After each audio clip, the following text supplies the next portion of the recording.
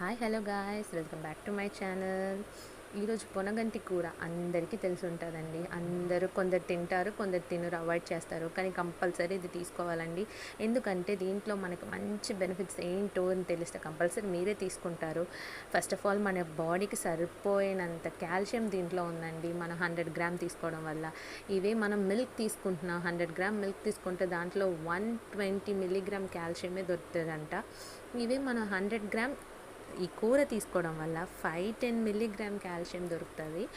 So మనకు one day మన బాడీకి ఎంత కావాలంటే 500 మిల్లీగ్రామ్ కాల్షియం మనకి మన బాడీకి వన్ డే కావాల్సింది.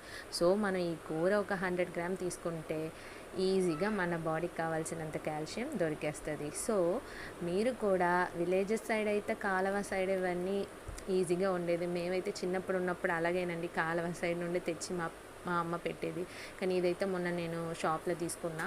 సో సిటీ సైడ్స్ మనకు దొరకదు కాబట్టి ఇలా దొరికినప్పుడు తీసుకొని నేను ఎలా చేసానో అలా చేసి చాలా బాగుంటుంది కూర అయితే. ఫ్రెష్ అయితే ఇలా లాస్ట్ కోకోనట్ తురిమేసి వేసుకోండి, చాలా అంటే చాలా టేస్ట్గా ఉంటుంది. And then